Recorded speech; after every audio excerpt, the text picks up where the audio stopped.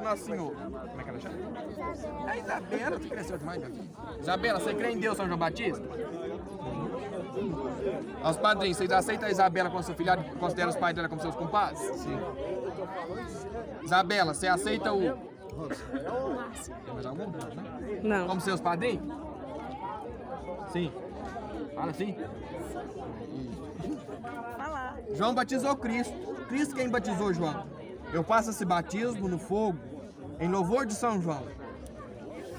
Cristo foi batizado com a água e João pelo fogo. Esse batizado será feito pelo poder de Deus, santidade de São João. No fogo o pecado é queimado e com a água será renascida. Isabela, eu te batizo na fogueira de São João, em nome da Santa Cruz.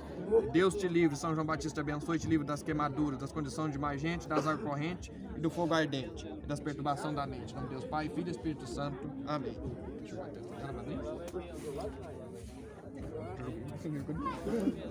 Faz sinal da cruz na testa dela. Padrinho, faz sinal da cruz. Você por dentro com um pouquinho de sal. Ai, ai.